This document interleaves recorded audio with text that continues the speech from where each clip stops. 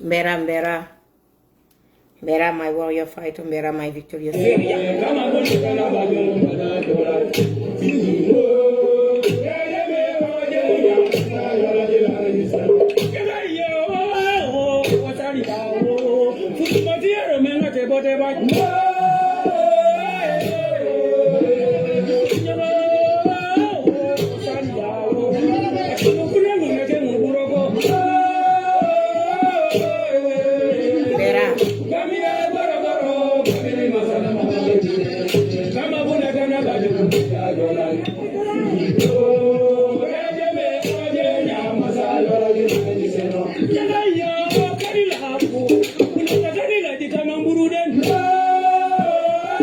Mbera Facebook, Mbera TikTok.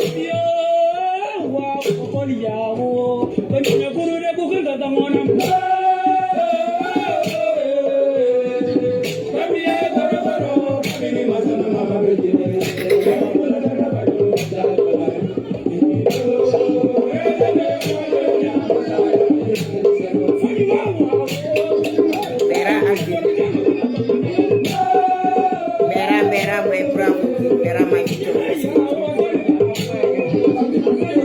Mbera, the warrior fighter.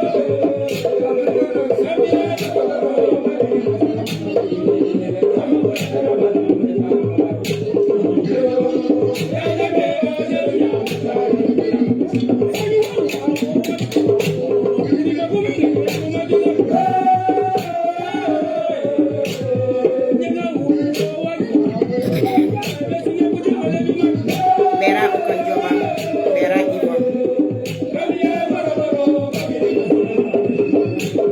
Mbera TikTok, Mbera Modou Ndaw, Mbera Maynes.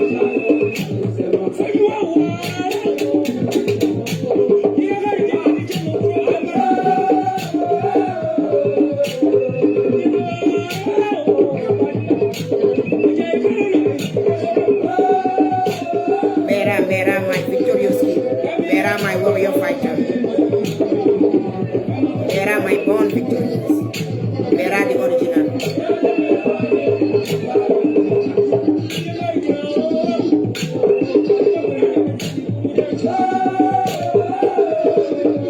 Mbera, Pamsanya. Mbera, my Facebook. Mamadou Horace Mbera.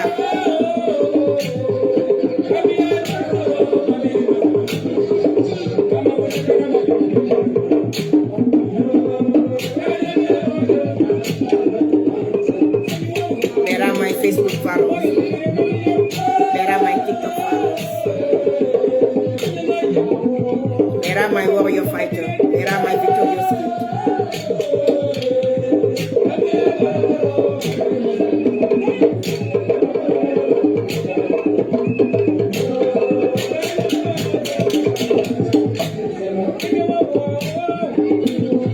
Mbera, my victorious king.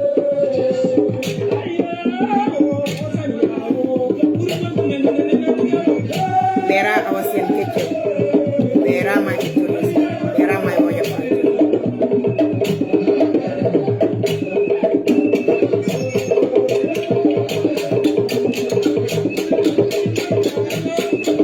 Mbera, our Kitchen Sen. Mbera, Sali Sen. Sane Balamoy. Mbera, Modou Ndaw, my prince. Mbera, Facebook. Mbera, my TikTok followers. Mbera, you all. Mbera, my victorious king. Mbera, my born victorious. Mbera, my children of the nature. The original.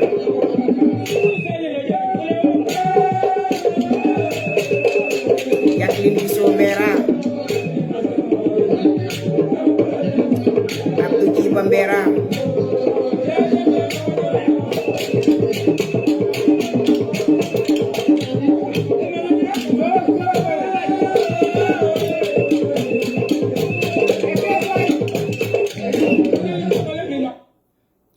Mbera, my warrior fighter. Mbera, my born victorious. Mbera, the original, children of the nature. Okanjaban Mbera.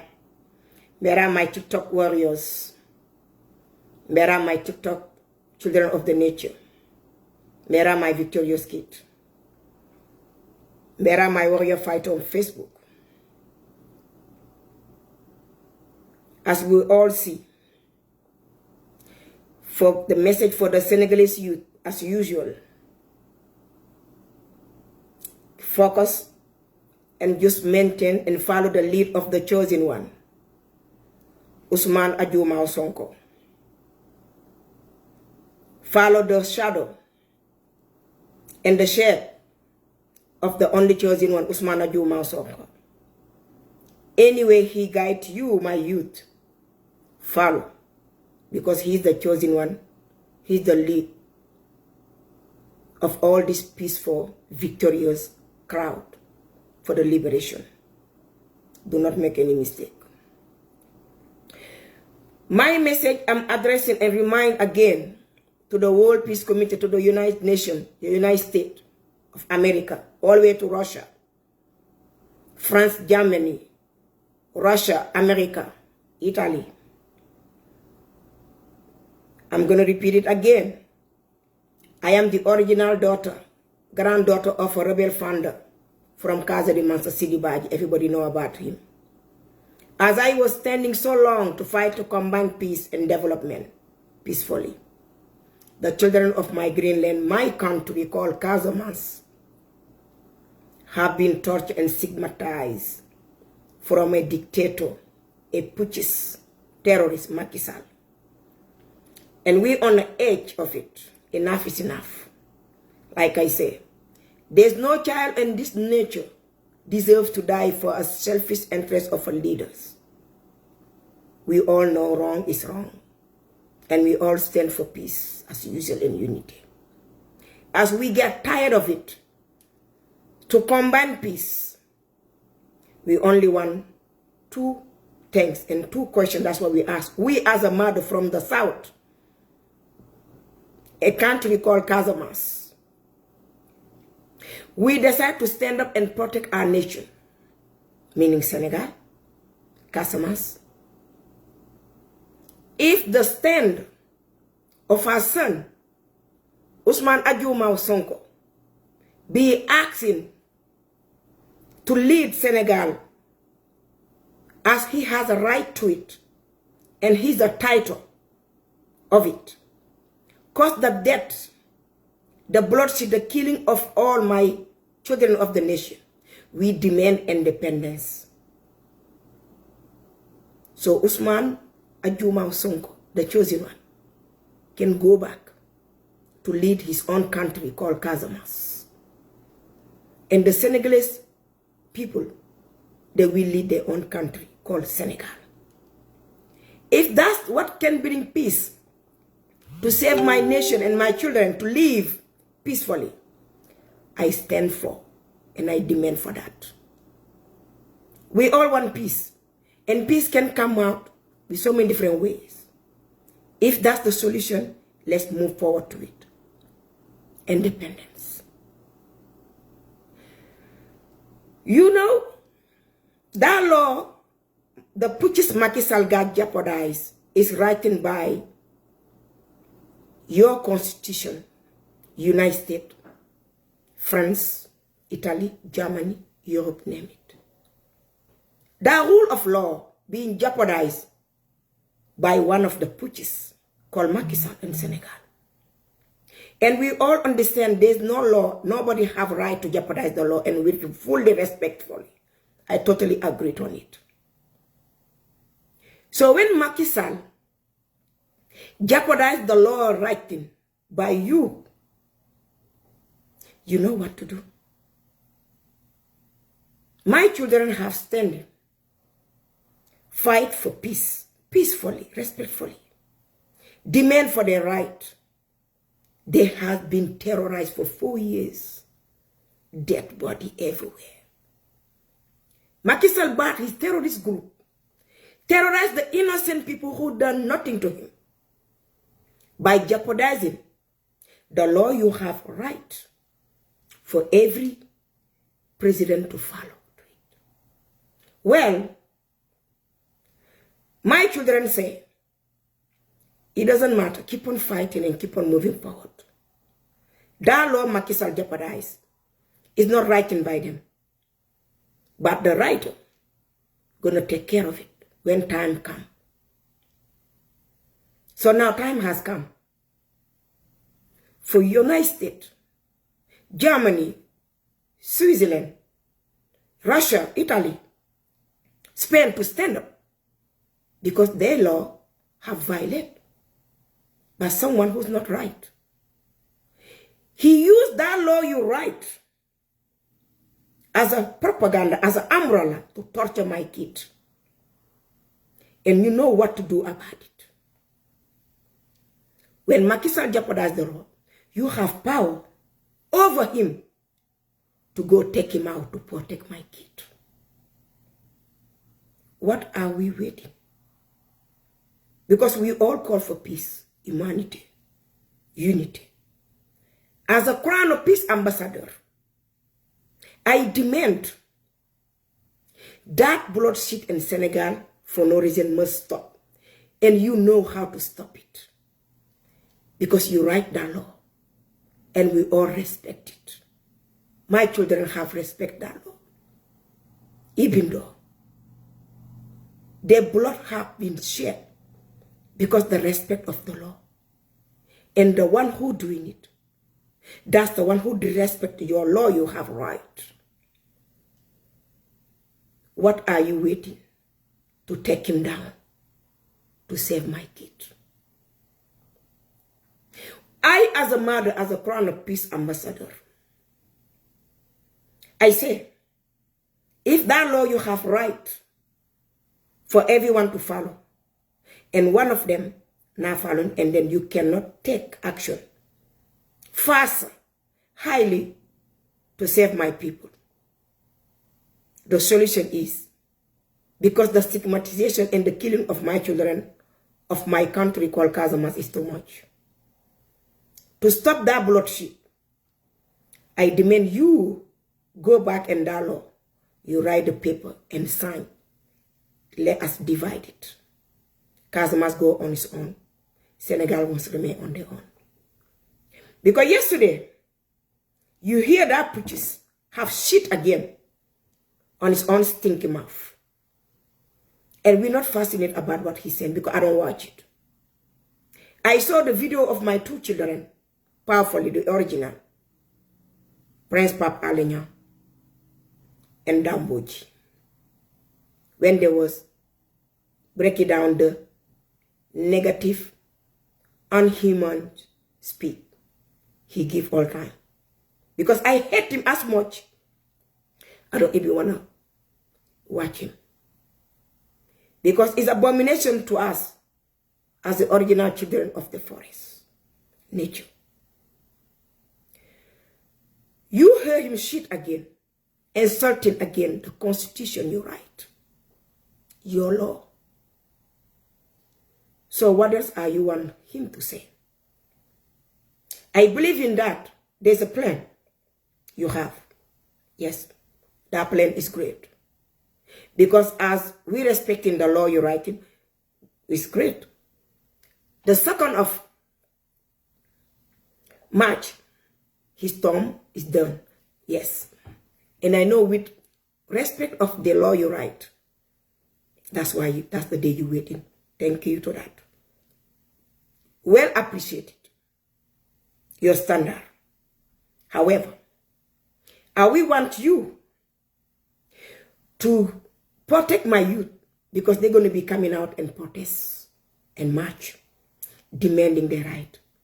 Because that which is calling for dialogue, for negotiation of what? No one have interest to meet with him. He has no right to call any meeting. Because all those candidates has stand already to run, to hold. What he has to call a meeting for what? nonsense, insult, disrespectful. No one interested to meet with him because he's thinking of, we don't want that.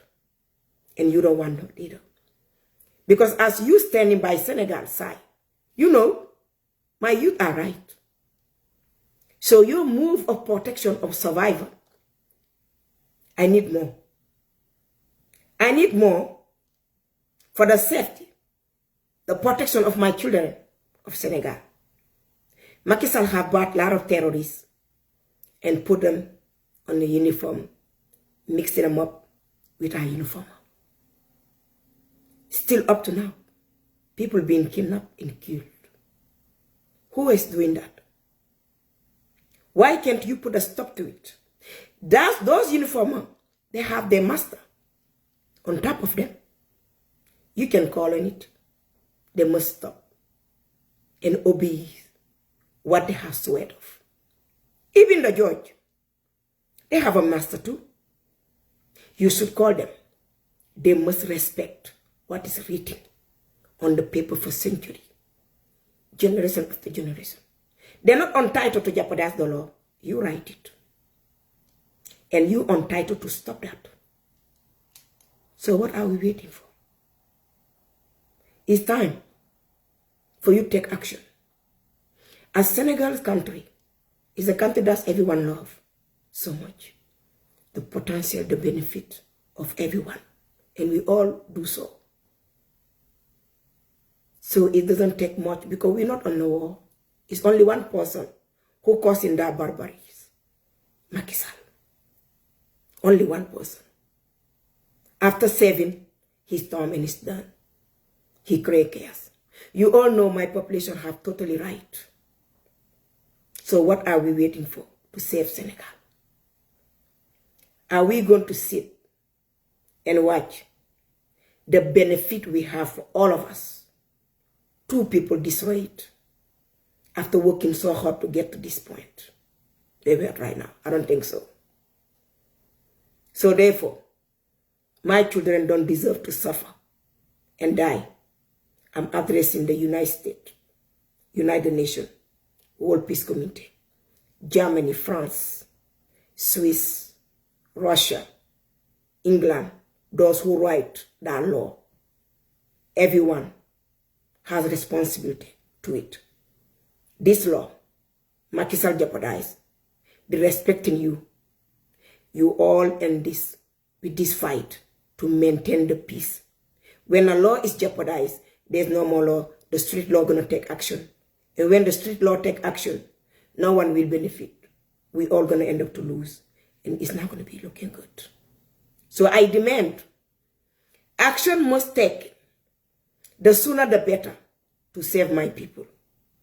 The Senegalese again, they don't deserve to be barbarized, torture, lack, privilege their life, take their life away, killing them, block them, destroy their living. They don't deserve it. They only ask for one thing. They all went to get their voter card and get ready for their election. Even though being tortured, being molested, lacked, terrorized, they still believe in that. They don't need to fight for bloodshed. They believe in that voter card can take that dictator out for them to live in peace. Can you answer that peaceful message my children of Senegal are implying? Can you have a mercy to stand up by them and answer their call? They're not asking for anything. They don't call for war. They say, everyone go get your voter card. It's only one thing we're going to do. We're going to vote them out. How powerful it is. How really protected it is. That message touched everyone's heart. The Senegalese youth don't ask for a war. Because you tell them that each country deserves a vote. We have to vote to killing whatever we don't like. Bloodshed cannot solve any problem and make the situation worse. Isn't it? Perhaps I am totally fully on that. That's why they call me the Crown of Peace, Rebel of Peace, Ambassador. Because I don't believe in a bloodshed can fix any problem. I believe in communication and obey and follow the law can make all of us to live in peace. There's no selfish interest. Those days are gone. This my youth I have brightly woke up. They know what's this, what's right, what's wrong. So let's stand all as we call ourselves peace and unity, humanity. Let's perform that. Senegal need you all this time. Senegal need you all. And we must move and fix that small, tiny problem. It doesn't take much to fix it. On the 2nd of March, before that, we want that dictator to leave. And the Senegalese people have right to choose whoever they want to vote for.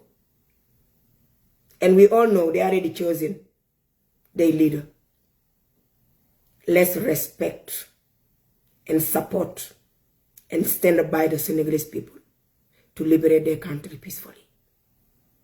That Putschis already do a coup against your constitution, the what you write, the law. And I know you're going to take care of it after his 2 term is done. You have business to deal with him. Because when the law being disrespectful from a son of a slave trade, and he's a slave trade, you know how to take care of it. But only one thing I want again, you to stand up and answer the call of the Senegalese people. They want to vote. And they are ready to vote as you asked for to maintain the peaceful country. The vote, that's what the Senegalese call. And that election must happen. With your power, yourself, you the one who write that law, with your power, and when you expose that, and then demand that, obligationally, that's what you have, it will happen. So I'm calling you again. Stand up by Senegalese people. As you know, all what's happening. Finish the mission. Maintain peace. Support them to demand their right, to perform their duty as a citizen, to vote. My kids don't deserve to die or barbarize for their own right.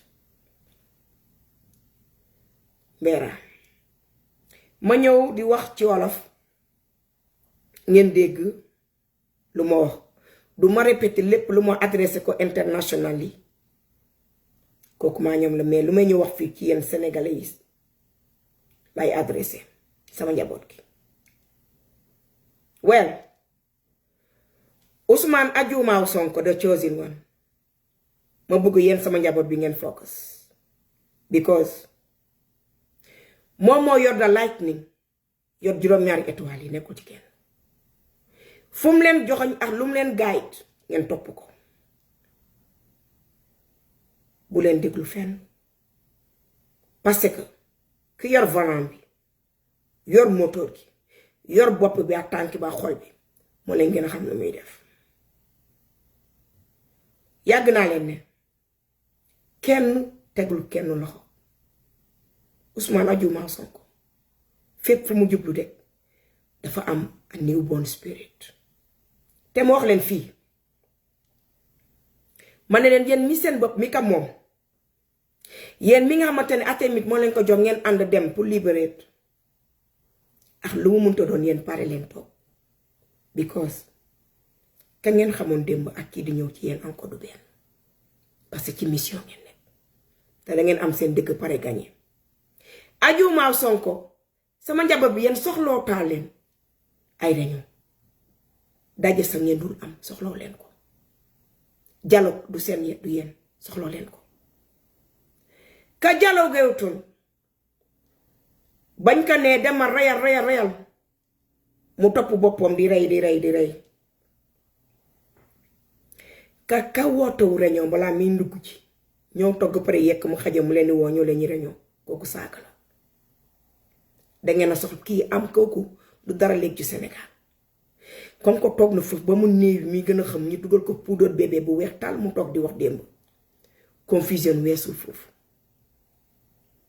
ma bëgg yéen mi sama njaboot gi yéen di original yéen mi xam seen xeex di ko xeex te ngeen bañ depuis ba ngeen juddu parce que bañ juddu la ku ci judduwaale di munoo ko perform munoo jënd bañ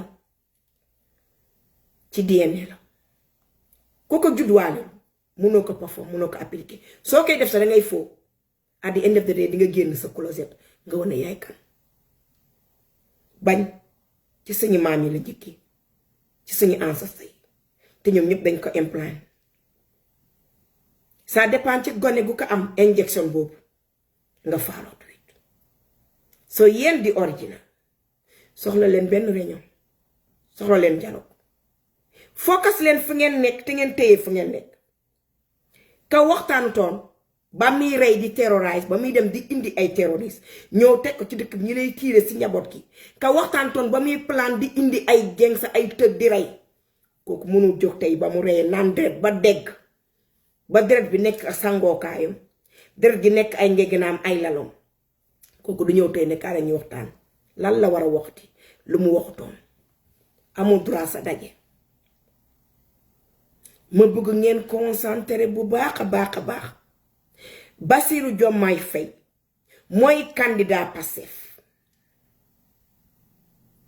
amatul leneen parce que lan la comme que moom surtout traite la jaam te mu nekk traite jaam dafa nekk di ut pour jaxase leen encore ngeen di xuloo di defante parce que def na ko PDS Wade gën ko muus mu utiliser ko mu yàq turam encore mu doon coup d'état mu am beneen dossier coup d'état ci ay dossier réputation mu salte ko parce que Wade dakaa nax fayu Wade lu ko Macky Sall def saaga ko ay at mu koy souffrir ci xolam benn seconde la jël mu def mu fayu boobu nag mu nekk nag ci history Macky Sall 12 ans ba faw du dey noonu la ko Wade def dóor ga ko Wade dóor yàq gën a yàq réputation am ne xale yàq ngeen ko pare 12 ans de carrière ngeen yàq réputation Wade ñoo joxal ko ci benn wis en utilisant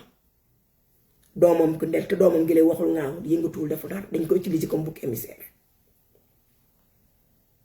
soo yéen sama njaboot gi dangeen a am portfolio am brand am marque bi ngeen imposé marque bi ngeen doxee te marque boobu moo leen liit gaay leen ba fii ku nekk soxla na ko ci yéen mënu ko am du léegi ngeen koy meeg vendre en enchère non focus leen waxtaanu leen dialogue leen demoo leen fenn dangeen waxtaanul moom mu intéressé na débrouiller ba mu xam ne mieux parce que am na doole woo ay militant am comme journaliste toog di ko jox ay faveur question bu ci ministre fin ci sama prince Dambo ji ak Pape Alé Niang laa ko déggee am na courage def ay suukool saay cig sam boobu masque boobu taxaw di fen jàkkaloo ak ay micro Aïssata Tall Sall ministre of injustice donc moom lan la war a wax moom mun na toog fi mu toog di yebal nit ñi di ko fenal parce que moom moo occupé Sénégal le feneuse de l'année soo lan lay doyewaat waxtaanu leen focus leen parce que fu mu nekk nii àdduna gi leen jox dëgg yépp amoo leen droit à l'erreur parce que jox na leen dëgg bi nga xamante ne kenn mënu ko jënd dëgg bu leen àdduna gi jox moom ci boppam mënu ko jënd ndaxte gis naa benn femme ci TikTok bi maa ngi doon seet sama benn di seetaan tamit bi sama benn live TikTok benn patriote bu mag tamit mu doon teg Dambo ji fa laa ko dégloo boo muy expliquer ne carrément moom dafa mer parce que jeopardage international yi moom xamul ne jeopardage moom mu njëkk jeopardage boppam ci internationalement parce que moom ña bindee droit yi ñooñu la njëkk saaga ña bindee loi yi ñoom la saaga ñoom la njëkk jeopardage ñooñu international la ñu nekk ay maître am international la ñu nekk ñu Sénégal so moom moo njëkk saaga ay maître am jaay boppam international les xale yi nag lu ñuy xeex international diaspora bi dañu leen xeex seen right di demand so jaru ngay mer li nga mer di nga ko parce que li nga mer ni da lay topp ba faw yow yaa ko implant sa bopp Macky Sall so du léegi la Macky Sall dina day woote pour dialogue you have no time for it parce que élection jot na pare moom comme nu mu defoon mu dem Gambie ne président Jammeh di Gambia first noonu di same thing loolu laa ko Sénégal first Sénégal kenn du leen utal supame bu ñu war a xolli di lekk Sénégalais yi dañoo njëkk wane àddina gi yëpp dañoom bëgguñu xeex yor nañu seen vote card te loolu la leen àdduna joxee mbax ne loolu la leen àdduna bi d'accord ak ñoom na leen ka ñii kat aafiya lañu bëgg donc aafiya boobu Macky Sall yow say wax bu bari mënul tax ba xale yi nga ëlbati seen xel parce que xale yi ka leen jiite yow yaboo ko bañ nga ko ragal nga xamante ne yow def nga lu baax doo musa tudd turam parce que doomu jaam màcc doo mënul tudd doomu buur fexeel ba bul mention turam sa gémmiñ googu yoo xam nga li la wax naa la ko depuis samay vidéo yi parce que man maa ngi apprécier bi nga respecté li la wax ñun ko saanu fexeel ba bul tudd suñu doom turam sa gémmiñ Ousmane Diomaye Sonko because surtout traite jaam nga te jaam traite nga so you're not eligible pour mention a son of a warrior turam duñ ko nangu soo toogee di wax sax nga bëgg ko tudd rek you have to void it yes teye ko because you understand the voice the calling suñu doom doo mës a tudd turam is bigger than yourself is powerful than yourself danga mës a gis surtout traite esclave surtout sa maami sa baay mu mës a tudd Alpha Mbessi Sonko so yow you have right dangay expliquer sa nit ñi nga noppaleen parce que ñoom xamuñu ne yow you have no right you not eligible to mention Ousmane Diomaye Sonko name danga leen wax waay parce que juróom-ñaari maam yi def ñu ko mus ñu tudd maamam Alpha Mbessi Sonko donc yow mi setu esclave bi yaa war tudd tuddam soo tel dem pour dek noppal say militant pour ñu xam ne tur Ousmane Diomaye Sonko doo ko mus a mention des raisons waay di naan sama njaboot gi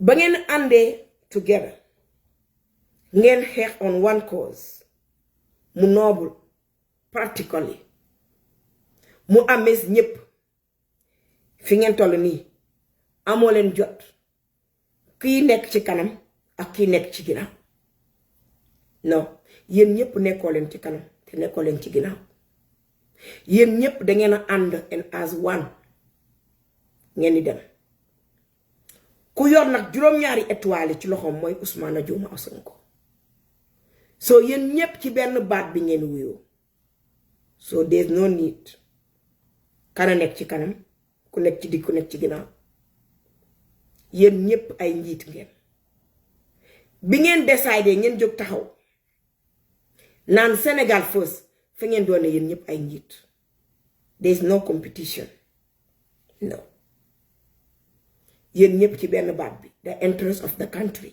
that's what matter soo jóge leen pour interest benn nit même Ousmane Diomaye Sonko the chosen one dafa taxaw ne the interest of the country first moo tax the spirit bu Sénégal mu yen ko protéger ko ñépp a ko soxla fu mu toog noonu di connect amul jot kenn turam nag ñeneen yi dinañ koy tudd all time because yes he is the chosen one dinañu woo turam regardless what but it's only one person not allowed to mention his name mooy doomu jaam bi de puccis amu ci droit amu ci permission because jaam la di leen di naan fu ñu toll nii nee naa leen élection kële passation de service ak yéen sama njaboot bii mu toog de Pastef lu diis la ci moom joxante loxo ak yéen comme moom nu mu toroxalee Ablaye Wade am courage doxal leadership mu ñëw joxante moom loxo nekk toogal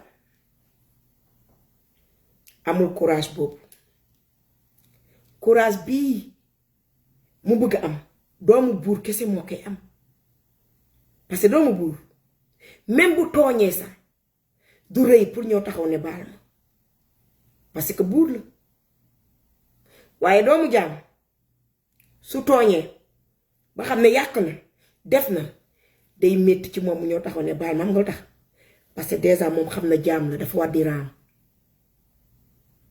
raam all the time donc loolu xam na ni bosom la symbolom la soo du ko def te yéen soxlaw leen ko ci moom kii kan mooy taxaw di joxante moom loxo ne ko demal kër goo fëgg ci Sénégal kër lu deret nga fa Macky Sall ak Marème Faye Sall xanaa nga doon jaam ne moom esclave nga joxante moom loxo ne ko bàyyi di ko gunge comme esclave yi quelques esclaves yi fa nekk kii nag xaarul boobu bàyyi humiliation na ci moom fan la war a dem di leen naan yéen mii sama njaboot gi focus leen waxtaanu leen dialogue leen négocier leen jéem leen demande kenn dara ñoo dayoon seen day mu gille ba dépassé leen ñoom ñoo koy nooyi seen bopp fi ngeen nekk there is no change brand marque bi bu mu changé marque bi ngeen yor mooy resistance demand seen right fight honestly bravo confidence unity dedication focus parce que dëkk bi yéen a ko moom lépp a ngi seen loxo ñoom kenn mënul yëngatu bi ñuy nooy se dañ koy limité Macky Sall jommi na jommi bi nga xamante ne moom kese moo mën a release boppam bi yéenam tegoo leen ko dara yéen seen mission ngeen dox moom mu dox leen mission am ci neneen nag moom na sauver boppam di yéen a koy sauver gis naa ñeneen ni dinaan honoram la bëgg a sauver moom dafa amatul honor amoon na 12 ans pour mu rectifier lu ay maamam yàqoon waaye boo amee ay maamu jaam nga doon setu jaam jëfu jaamas ngay continuer soo ko réglé wul situation 12 ans mun ko réglé ci 2 jours ba mu jeexalee pour dem let's be realistic and honest to ourselves amoo leen dara li ngeen di xaar amoo leen dara li ngeen war a toog around table pour fen amoo leen dara li ngeen war a toogaat di waxtaan loo leen lan ngeen war a lecture lan ngeen war a entertain ban genre beneen waxtaan ngeen war a waxtaan la war a waxtaan ak askan bi xale bi leen ni rey bu baax est-ce que mës na génn mu communiquer as so-called terrorist leaders ci bopp Sénégal ñaata jeune ñoo dee ci Méditerranée bi ñaata accident ñaata terrible things yi am Sénégal yi nga xamante ne njiit day taxaw mu express boppam ci métti lu ku waxuloon ci yooyu dem ba dese que 2 jours pour mu takk ay dëbësam dem mu leen naa nga ñëw yan ban waxtaan ngeen war a am come on waxtaan moo amutu moom lu mu war a def lu ko xale yi di laaj te lu ko World Peace International laaj mooy date élection te loolu la xale yi di tëgg date ba bu wootewul date bi nag loo bi mu nekk ci loxoy nit ñi rek xeex parce que amatu droit seen droit ngeen nekk xeex ñépp jox nañ leen dëgg bi xeex amatu dara lu mu fay def na dem parce que lu mu naan ci deret dafa bëri moom a jabarom ba muy def ay ñeñom yi salte yi bon yi tàggule Sénégal nag ña ngeen doon gëm yépp defe ne fala léegi gis ngeen ñëpp woon ne seen jukko bi nag gis nga nit ki nag ki nga xamul moom ngay gën a ñeme ka ki nga xam ku la won boppam it's not a surprise nit bu la wonee boppam maanaam pour yow nga jël action nga xam ni ngay def to clean up baat doesn't mean nit ki bu la wanee boppam da ngay noppi ne ah ok nii la déedéet bu nga noppee ci li nga war a wax ci nga rey sa bopp vivant soo soxloo ñu loolu actuellement nii we need no time to listen to his bullshit of dialogue naka jël mu dem dialogue ak simb gayndeem boobu Marème Faye Sall doomu Asfal Faye kooku la war a dem dialogal kooku rek a ko intéressé pour dialogue parce que ñoom moom la am mais quant à sama njaboot bi population Sénégal ma bëgg ngeen concentré amoo leen time dialogue soxlaw leen ko tey soxla leen ko ëllëg ngeen déglu ak juumaaw jox naa li ngeen def mooy mobilisation make sure ñëpp ñu ngi maintenir seen vote card te ngeen xaar date yéen loolu mooy seen yëf yu interest important ci yéen mooy date bi nag su ko joxewul le 2 avril du yéen kese wàcc ci terrain bi feneen lay jógee te kenn du amaat beneen deuxième coup d'état parce que Sénégal nekk ñu ci guerre le 2 moom moo gën a xam ne le 2 du Sénégalais yi kese la concerné dafa concerne niveau international moo tax miy daw le 2 lan la plan le 2 parce que ñun xam nañ mais duñ ko meññee parce que ñun suñu làmmiñ is tàng power lu mu plan le 2 ñun xam nañ ko mais ñun ci yàqu ko la ñu nekk pare lu mu plan le 2 ak ñooñu ñu foog ne the plan le 2 bi ngeen nar don't waste your time because le 2 boobu jour boobu not only the Senegalese jeexal na moom day dem parce que passation de service la bañ a defante ak sama xale yi passé fii élection la bëggul sama fekk ko Sénégal ok baat yow doo leen tànnal ki ñu war a jiite non amoo ci tayto amoo ci droit le 2 yaa gën a xam ne tax ngay teel a préparer le 2 pour daw yaa gën a xam ne sa menace du Sénégalais kese you know what I'm talking about le 2 moom du Sénégalais kese de loolu tax moom day rawale boppam le 2 respectfully outside du yéen kese Sénégalais donc bu leen toog ay menaces am di xuuxalaate dem jëli Ngagne Demba Touré teg jëli fii the guy don't have no power shit yoru shit so yéen seen right ngeen nekk moo gën a xam ne le 2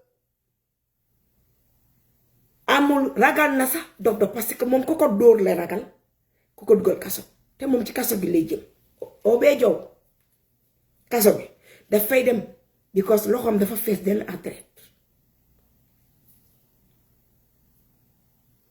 so seen xeex yéen sama njaboot bi li ngeen war a wax mooy date bi mobilisation ak préparer ak bien stand-by ci xeex la ñu jëm loolu moo ñu concerné date élection le 2 is out ngeen choose suñu président Bassirou Diomaye Faye Ousmane Adjuma Sonko xale Pastef ngeerul dëkk bi yéen ko moom amul dara lu nit ñi di def ba mu jaar dëkk bi yéen ko moom et puis confidence boobu ngeen def seen bopp te ngeen xam ne yéen ko moom il must continue and latte concentré ngeen àndandoo together kenn jiitewul kenn nekkul ci ginnaaw kenn nekkul ci digg yéen ñëpp a jiite great mind think alike and it take a village to carry a country sama njaboot bi you are the victorious and you are the chosen one